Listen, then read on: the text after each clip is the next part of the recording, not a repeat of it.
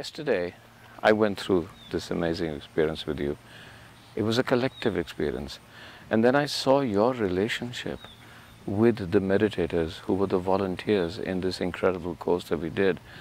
And there was something that connected you. Now, I've heard stories about this. I've heard that as Jesus walked in and he spread this love, and we always wondered, how could you just spread love? I saw that yesterday. But I saw tears in their eyes. We could explain that. But I saw tears in your eyes because I saw a two-way relationship. So let's just keep with this idea of a guru and tell me, what is this two-way? Because I saw you like a devotee, you were like them. When you went to them, it was not just their emotion, it was yours. See, here you are using the word devotee. I don't know whether they're devoted or not. My life is devoted to them. Yeah. Okay, Yeah. that's for sure. Yeah. My whole life is devoted to every human being on this planet, every creature on this planet. So, devotion is just a deeper love affair. When I say a deeper love affair, generally these days at least, people are understanding a love affair as some kind of a transaction of give and take. Devotion is a deeper love affair of just absolutely giving. Whether take is there or not just doesn't matter and it doesn't occur in your mind. So for me, my love affair is just with everything that I set my eyes upon. Whether it's a man, woman, child, animate, inanimate, it doesn't matter. Whatever I set my eyes upon, I'm in a deep embrace with that. So for me to come to tears, I don't even have to look at a human being. If I look at a cloud, I'll come to tears. If I look at a tree, I come to tears. If I close my eyes, I'll come to tears. So tears is not even about love. If you tell me I'm in love with people, I wouldn't feel that's a great thing. I feel you're lowering the whole thing. I'm not in love, because love is still a kind of a transaction. This is a certain dimension of inclusiveness. Actually, in my experience, there is nobody else in this planet, nobody else in this existence. It's just me. In my experience, I don't see myself and somebody else, I just see myself. So, this is not even devotion, this is not even love, this is just inclusiveness. And this is not my idea, this is not my philosophy, this is the way existence is. If you do not constipate your consciousness by being identified with limited things, like your own body, your own mind, your own culture, your own religion, your own family, your own whatever, your own species for that matter, if you do not constipate your consciousness with that kind of limitations, the existence is all-inclusive. Well, science can prove it to you today, isn't it? The more people see you, even from a distance, there's a sudden outpouring of love, complete outpouring of love. So let's talk about love. This is one kind of a love. What happens? Is there something, is it a release? That could be one thing, with the see you and their own stresses and emotional release. On the other hand, is there some kind of energy that you're transmitting to them? Is that energy possible only in a loving relationship, even between you and the people or between people themselves? What is that energy called love? And then let's relate it to man and woman, because that's the love most of us know. Love or hate, whichever you like it, but let's talk about love.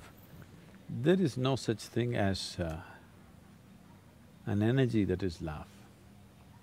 Life is a certain energy. You are a certain life energy. The many parts of this life energy is finding expression as thought, as body, physical action, emotion, and there are other dimensions, of course, energy action. If you can perform only physical activity in your life, the span and the scope of that activity is very limited.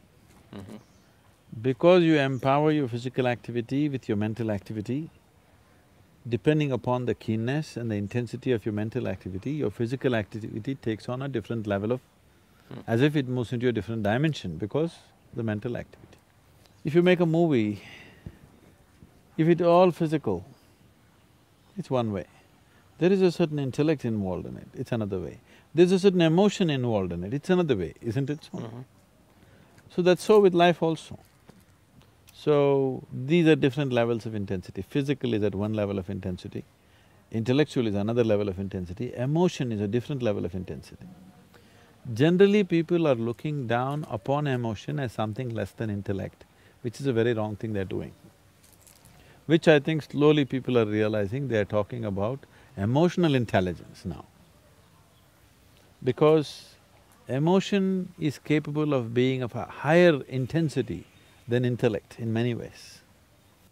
Intellect has a certain coolness, intellect has a certain penetration, but emotion can just embrace everything. Intellect can know pieces of life, emotion can know the wholeness of life. So this is the reason why spiritual traditions always have made devotion the biggest thing, because a devotee looks like a fool to an intellectual person. But what a devotee knows in terms of life's experience and what he knows in terms of perception of life in its totality, an intellectual person will never touch that. So a devotee looks like a fool, but the real fool is elsewhere. So right now what's happening here when people are around me is neither intellect nor emotion nor body. It's another dimension, which is just pure reverberation of energy.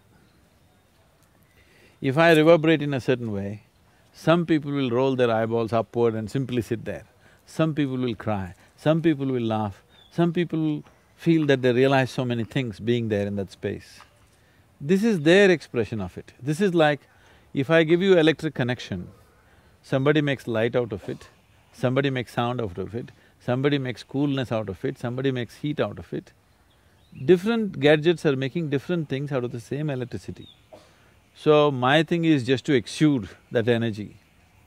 Somebody makes love out of it, somebody makes alertness out of it, somebody makes awareness out of it, somebody makes meditativeness out of it.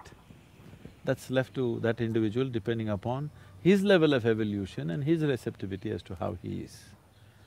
So am I creating a love energy? There's no such thing as love energy, there's just life energy. There is only life energy. Love is just one expression of life. Intellect is another expression of life. Physical action, another expression of life. Awareness, another expression of life. So life can find million forms of expression, but people eulogizing one over the other is a huge mistake. All of them are needed. Love without the needed awareness and balance is going to be horribly burdensome, isn't it? So what you're referring to as love is basically the sweetness of your emotion. You sit here and you could feel about love, you could feel love about somebody who is not even here.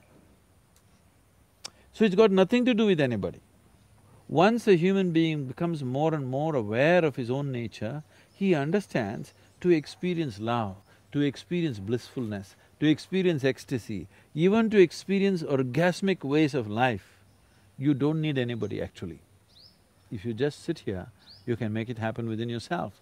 Because after all, it's your body, it's your mind, it's your emotion, it's your chemistry, and you are the one who is creating all the experiences of your life.